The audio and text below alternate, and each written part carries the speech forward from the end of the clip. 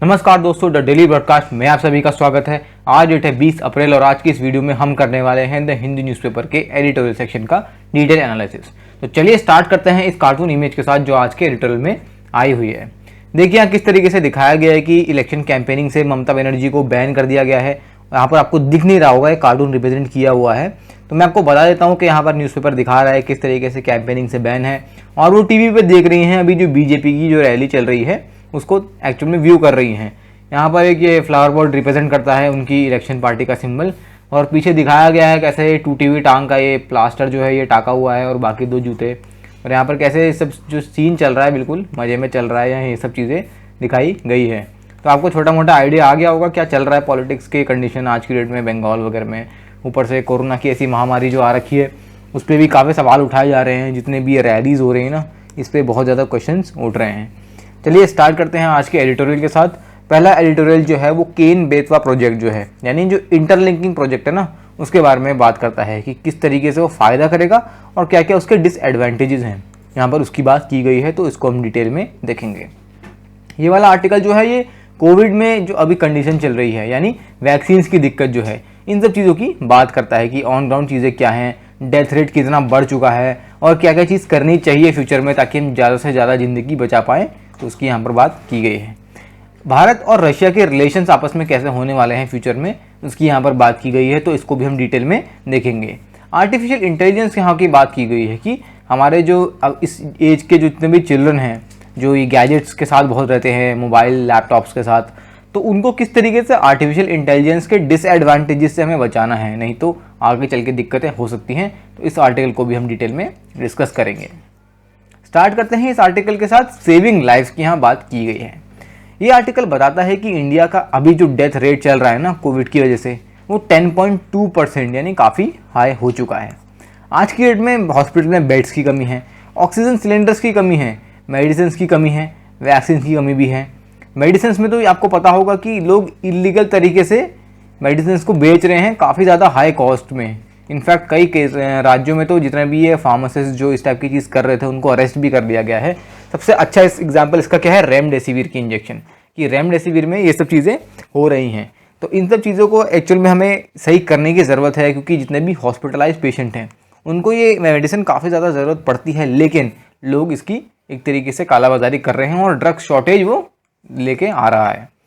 अब जो इंडिया में पहली वेव आई थी तो उसमें क्या हुआ था कि आपने देख सकते हैं कि किस तरीके से हमारा जो हेल्थ डिलीवरी सिस्टम है, यानी जितने भी हमारे हॉस्पिटल्स हैं, वेंटिलेटर्स जो हॉस्पिटल्स में होते हैं, बेड्स की सप्लाई, यहाँ उसकी बात की गई है कि किस तरीके से पहली वेव ने हमें दिखाया कि हमारे हेल्थ सिस्टम में क्या क्या वीकनेसेस हैं। ठीक है, उसके अलावा आप देख सकते हैं कि इसके बाद जो भी चीज़ें हुई, जैसे हॉस्पिटल में हम देख सकते थे कि जितनी हॉस्पिटल की कैपेसिटी है उससे ज़्यादा लोग हॉस्पिटल में मतलब गए हुए हैं। ऐसा इसलिए हुआ क्योंकि आपको पता है केस इतने ज़्यादा आ गए और हॉस्पिटल में इतने बेड्स थे भी नहीं, तो लोग वहीं बालकनी में सोए पड़े हैं। जो पेशेंट्स हैं वो वेटिंग में हैं, इतनी बुरी हालत हो चुकी है। मेडिकल ऑक्सीजन तो अभी है ही नहीं। इनफैक्ट नॉर्थ इंडिया से तो साउथ इंडिया को तरफ कई ट्रेन भेजी गई हैं जहाँ पर वो ट्रेन जाएंगी और ऑक्सीजन जो है टैंकर्स में लेके वापस आएंगी। तो एक तरीके से जो इस बीच का टाइम था ना, फर्स्ट वेव और सेकेंड वेव के बीच का जो टाइम था, इसमें राइटर कहना चाह रहे हैं कि सरकार ने, यानी केंद्र सरकार और राज्य सरकार दोनों ने ही एफर्ट्स नहीं किए ऐसे कुछ कि अगर आगे जाके कोरोना और फैलता है तो उसके लिए तैयार रहें। ऐसा दोनों सरकारों ने ही नहीं किया। ठीक है, ऑक्सीजन प्लांट्स की अगर बात करो तो 162 प्लांट्स अप्रूव्ड हैं, यानी इन प्लांट्स को अप्रूव कर दिया गया है कि आप आगे चल के अपने जो भी एडमिनिस्ट्रेशन है उसको आगे बढ़ा के अपना ऑक्सीजन का प्रोडक्शन करते रहें। लेकिन सिर्फ 33 ऐसे हैं जो करेंटली फंक्शन कर रहे हैं। ये हेल्थ मिनिस्ट्री ने खुद ट्वीट किया है। देखिए ये काफ़ी इंपॉर्टेंट डेटा फिगर है, तभी मैंने इसको ब्लू में हाईलाइट किया हुआ है। तो देख सकते हैं कि हम यहाँ पर इतने कम जो प्लांट्स हैं वो फंक्शन कर रहे हैं, तो दिक्कतें तो आनी ही आनी है। तो यहाँ पर एक एडमिनिस्ट्रेशन की बात है कि प्रॉपर्ली चीज़ें ऑन ग्राउंड एडमिनिस्टर नहीं हो रही। बड़ी बड़ी बिल्डिंग्स हैं, जैसे कई मॉल्स हो गए, उसके अलावा होटल्स हो गए, उनको अभी के लिए टेम्प्रेरी हॉस्पिटल्स में इन्होंने कन्वर्ट कर दिया गया है। लेकिन अब दिक्कत क्या है ना, जो इस टाइप के टेम्प्रेरी हॉस्पिटल्स है वहाँ पर ऑक्सीजन सप्लाई और इस टाइप की चीज़ें तो है नहीं ना, प्रॉपर बेड्स नहीं हैं, सफिशिएंट केयर ही नहीं है वहाँ पर लोगों की। तो एक तरीके से हॉस्पिटल नहीं, सिर्फ एक आइसोलेशन सेंटर की तरह काम कर रहे हैं। मेन दिक्कत यहाँ पर यही आ रही है। अब यहाँ पर बात यह है कि क्योंकि हमारा हेल्थ सेक्टर एक तरीके से कोलैप्स करने ही वाला है, मतलब काफ़ी आप कह सकते हैं ब्रिम पर ये आ चुका है। तो अब यहाँ पर बात यह है कि प्राइवेट हेल्थ फैसिलिटीज़ उतनी ज़्यादा इन्वॉल्व नहीं है, ठीक है। तो नीति आयोग की 2021 की रिपोर्ट ये कहती है कि प्राइवेट प्लेयर्स को ज़्यादा से ज़्यादा हमें क्या करना चाहिए, एक्सपैंड करने का मौका देना चाहिए, ताकि वो Tier 2 और Tier 3 लोकेशंस में इन्वेस्ट करें और जो हॉस्पिटल फैसिलिटीज़ हैं उनको एनहेंस करें, तब जाके ही वायरस कंट्रोल हो में आ सकता है। वरना अगर सिर्फ गवर्नमेंट फैसिलिटीज़ पे अगर हम डिपेंड करेंगे तो चीज़ें सही डायरेक्शन में नहीं चलेंगी। ये आर्टिकल बात करता है आर्टिफिशियल इंटेलिजेंस के रिगार्डिंग, कि आज की डेट में जितने भी बच्चे हैं, यूथ जो हैं, वो किस तरीके से कंप्यूटर और आर्टिफिशियल इंटेलिजेंस की दुनिया में घिरे हुए हैं और उनके ऊपर क्या क्या चीज़ें दिक्कत कर रही हैं आज की डेट में, ठीक है। यूनिसेफ और इंटरनेशनल टेलीकम्युनिकेशन यूनियन यानी ITU, इनकी रिपोर्ट्स ये सजेस्ट करती हैं कि करीब करीब 2/3 इस दुनिया में बच्चे ऐसे हैं जिनको आज की डेट में इंटरनेट की फैसिलिटी घर पे नहीं मिलती है। इंपॉर्टेंट डेटा फिगर है, इसको प्लीज़ नोट कीजिए, ठीक है।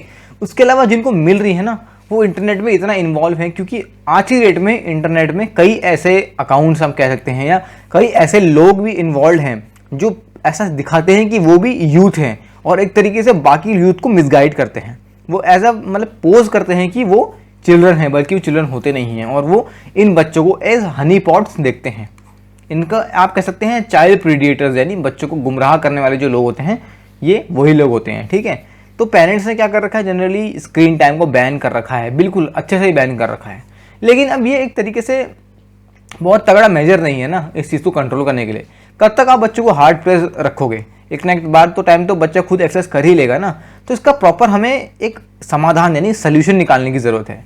आज की डेट में होमवर्क तक तो ऑनलाइन हो रहा है, तो क्या आप कितना स्क्रीन टाइम बैन करोगे।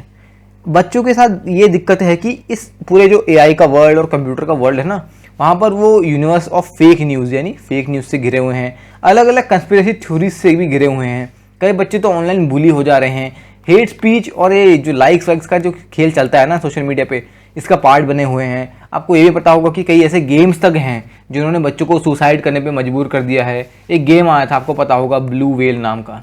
इस टाइप के गेम्स जो है ना, ये बहुत बच्चों को प्रोवोक करते हैं, तो ये दिक्कतें पैदा कर रहा है। कई ऐसे खिलौने भी होते हैं जिनमें आर्टिफिशियल इंटेलिजेंस इक्विप्ड होता है, यानी उसमें प्री प्रोग्राम्ड होता है। अब उसमें दिक्कत क्या होती है ना, ये एक तरीके से तो प्लेफुल और क्रिएटिव तो होता ही है, और उसके साथ साथ ये लिटरेसी, सोशल स्किल्स एनहेंस भी करता है। बट दिक्कत ये है कि ये फेशियल रिकॉग्निशन जैसी टेक्नोलॉजीज इस्तेमाल करता है, तो बच्चों का एक तरीके से डेटा ले रहा है। जर्मनी ने तो इनफैक्ट एक कायला नाम की एक इंटरनेट कनेक्टेड डॉल थी ना, उसको बैन कर दिया।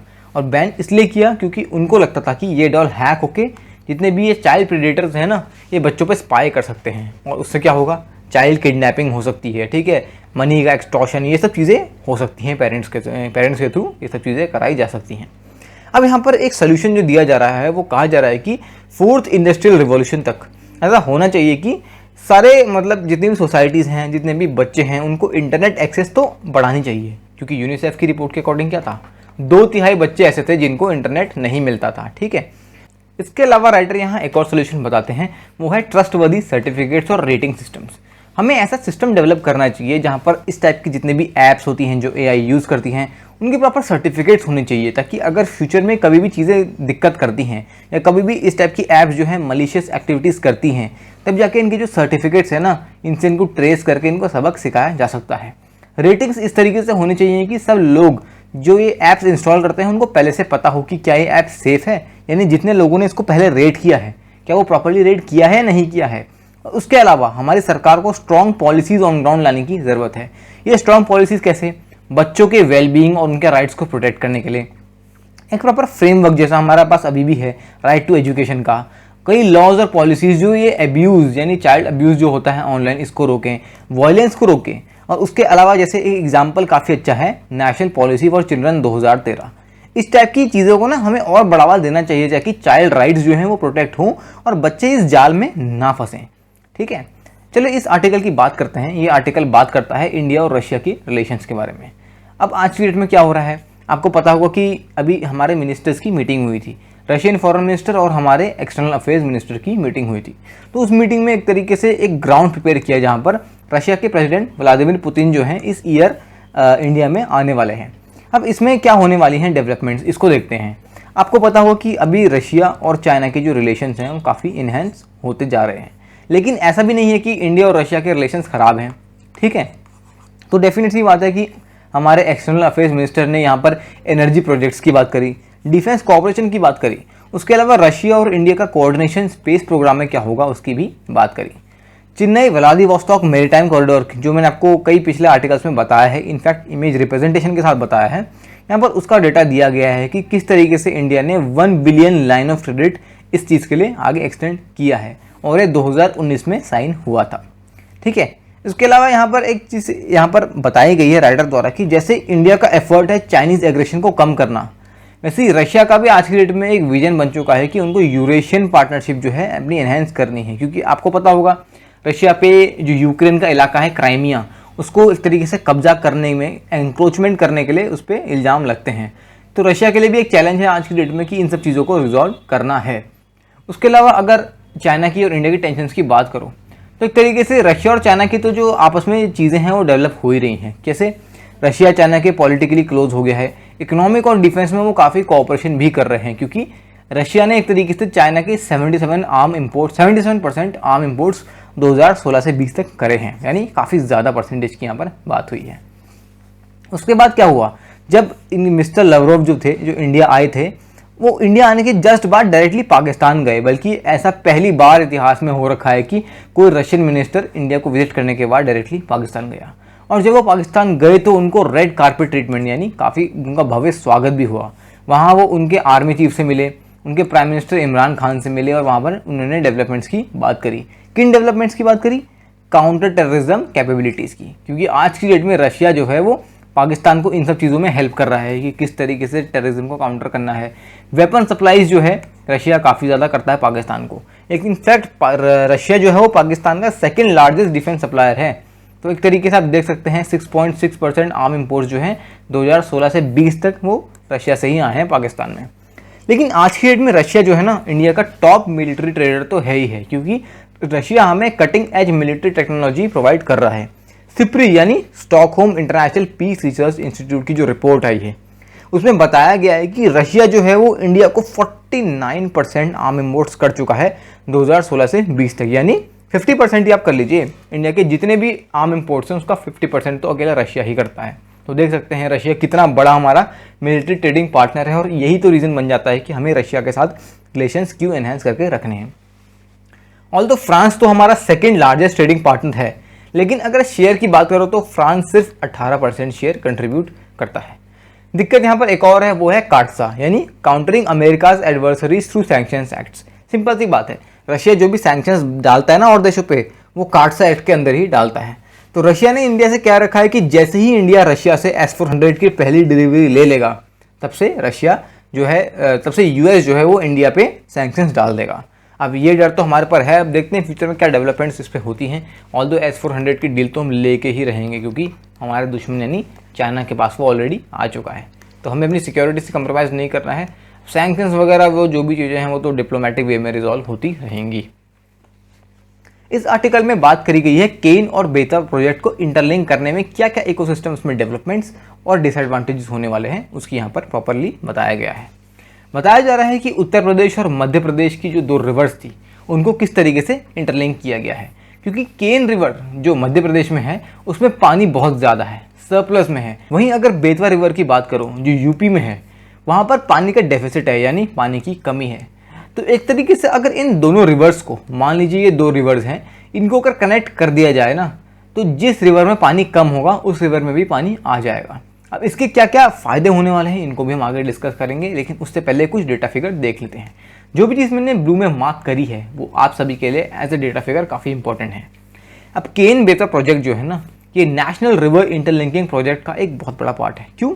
क्योंकि ये प्रोजेक्ट क्या करता है, ये प्रोजेक्ट प्रपोज करता है कि 14 हिमालयन रिवर्स, 16 पेनिनसुलर रिवर्स को 30 कैनाल से और 3000 रिजर्वॉयर्स से कनेक्ट करना है, इस तरीके से कि वो इंडिया का करीब करीब 87 मिलियन हेक्टेयर्स लैंड को इरीगेट कर सके।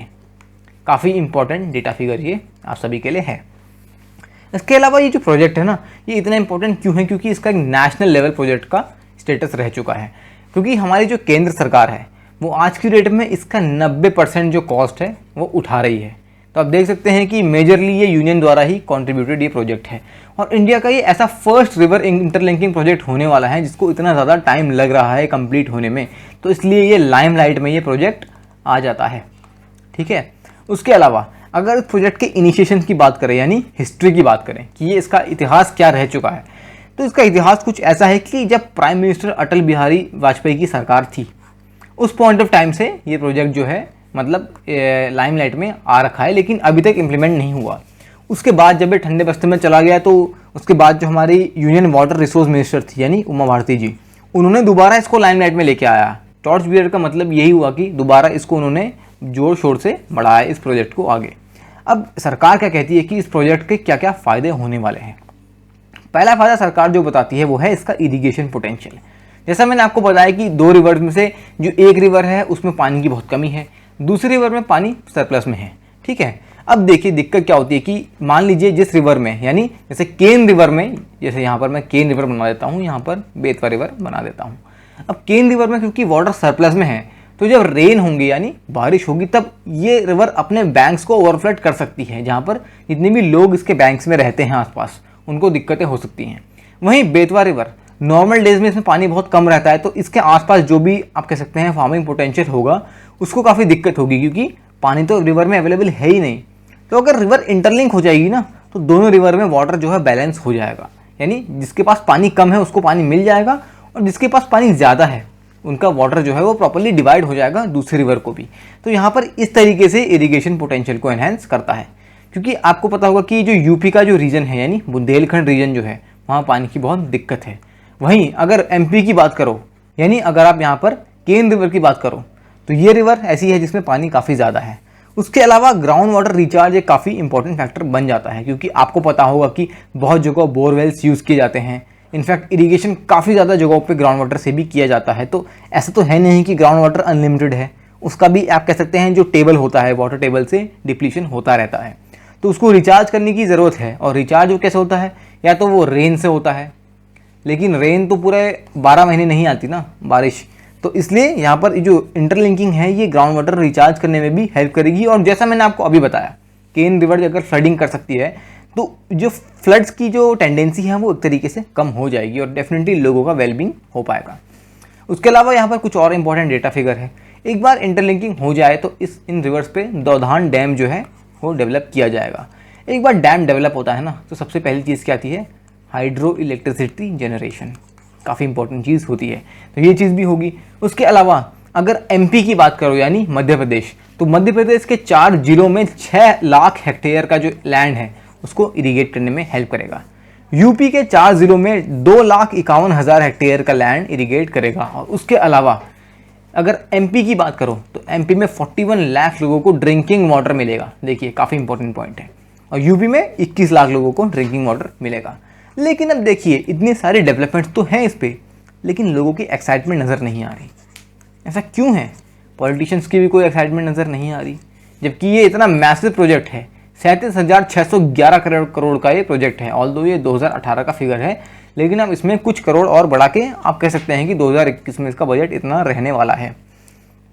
दिक्कत इसलिए है ना, यानी एक्साइटमेंट लोगों में इसलिए नहीं है क्योंकि पहली बात तो इस प्रोजेक्ट जब बनेगा ना, यानी जब इंटरलिंकिंग होगी तब 12,500 हेक्टेयर का लैंड जो है वो सबमर्ज हो जाएगा। क्योंकि जब रिवर बनेगी तो कोई ना कोई लैंड तो रिवर मतलब जब इंटरलिंकिंग होगी तो कोई ना कोई लैंड तो यूज़ करना पड़ेगा ना। तो 12,500 हेक्टेयर का लैंड जो पानी के नीचे सबमर्ज हो जाएगा और उसमें से 9,000 हेक्टेयर अकेला फॉरेस्ट लैंड है। अब क्योंकि ये फॉरेस्ट लैंड है तो और दिक्कत है, क्योंकि वहाँ पर क्या है, पन्ना टाइगर रिजर्व है। और टाइगर रिजर्व जैसे सेंसिटिव एरियाज़ में जितने भी नेशनल पार्क्स होते हैं, वाइल्ड लाइफ सेंचुरीज होते हैं, वहाँ पर इस टाइप की अगर मैनमेड डेवलपमेंट्स होती है ना तो वहाँ के जानवरों को काफ़ी दिक्कत होती है। जो जितने भी जानवर आज की डेट में रेड लिस्ट में है ना, वो इसी वजह से तो हैं, क्योंकि ह्यूमन एक्टिविटीज़ इतनी बढ़ चुकी हैं कि ये जानवर सस्टेन कर नहीं पा रहे हैं। ठीक है, अब पन्ना टाइगर रिजर्व जो है ना वो अपने आप में जाना जाता है। क्यों? क्योंकि उस टाइगर रिजर्व ने आज की डेट में एक शाइनिंग एग्जाम्पल यानी एक उदाहरण सेट किया हुआ है किस चीज़ के लिए, टाइगर और वल्चर पॉपुलेशन को इम्प्रूव और कंजर्व करने में। तो देखिए इतनी मेहनत यहाँ पर लगी है, लेकिन इस प्रोजेक्ट की वजह से ये दिक्कतें आ सकती हैं कि ये पॉपुलेशन जो टाइगर और वल्चर की ये कम हो सकती है और जानवर जो हैं वो माइग्रेट कर सकते हैं। कई जानवर मर भी सकते हैं, कई जानवर के जो आप कह सकते हैं जो घर होते हैं वो डिस्ट्रॉय हो जाएंगे। तो मेजर दिक्कत तो यहाँ पर है। पेड़ों की बात करो तो 7.2 लाख ट्रीज जो है ना काट दिए जाएंगे। देखिए कितना बड़ा यहाँ पर लॉस है, हमारी पूरी इकोलॉजी को, पूरी बायोडाइवर्सिटी को कितना बड़ा लॉस यहाँ पर हो रहा है। तो इस टाइप की जो आप कह सकते हैं ना, कोई भी चीज़ फ्री में नहीं आती। For everything we have to pay a cost, और यही वो कॉस्ट है जो हम इन्वायरमेंट के रूप में पे कर रहे हैं इस प्रोजेक्ट के लिए। अब ये आपका डिसीजन है, आप मुझे कमेंट सेक्शन में बताइए कि क्या ये प्रोजेक्ट वर्थ इट है या नहीं है। मैंने आपको उसके दोनों साइड बता दिए, सिक्के के दोनों पहलू मैंने आपको बता दिए हैं कि क्या क्या इसके एडवांटेजेस हैं एज वेल एज डिसएडवांटेजेस हैं। अब आपको मुझे बताना है कि आपके पर्सपेक्टिव में क्या चीज़ें सही हैं या गलत हैं, और आप कोई और एडिशनल चीज़ है जो आपने कहीं पढ़ी है, आप उसको भी कमेंट सेक्शन में ड्रॉप कर सकते हैं। अभी के अगर डेवलपमेंट की बात करूँ तो यूनियन मिनिस्ट्री और नेशनल वाटर डेवलपमेंट एजेंसी, ये दोनों एक तरीके से इस प्रोजेक्ट को मिटिगेट कर रही हैं, क्योंकि उनको सुप्रीम कोर्ट की सेंट्रल एम्पावर्ड कमेटी से क्लियरेंस नहीं मिला है। अब ये बात सुप्रीम कोर्ट कैसे पहुंच गई? सुप्रीम कोर्ट इसलिए पहुंची कि कई ऐसी एजेंसीज ने और कई लोगों ने कंसर्न उठाया था कि ये प्रोजेक्ट जो है वो इन्वायरमेंट को बहुत ज़्यादा हार्म करता है। अब देखते हैं कि आगे इसमें क्या डेवलपमेंट्स होती हैं। जो भी डेवलपमेंट्स होंगी वो डेफिनेटली हम डिस्कस भी करेंगे। तो आई होप आपको ये एडिटोरियल्स पसंद आए होंगे। अगर आए तो डेफिनेटली वीडियो को लाइक कीजिए, अपने फ्रेंड्स के साथ शेयर भी कीजिए, क्योंकि नॉलेज शेयर करने से इंक्रीज होती है। चैनल को सब्सक्राइब नहीं किया तो डेफिनेटली चैनल को सब्सक्राइब भी कर लीजिए और बेल आइकन को जरूर दबा दीजिए ताकि आपको सारी के सारी अपडेट विद टाइम मिल जाएं। तो आज की वीडियो के लिए इतना ही, धन्यवाद।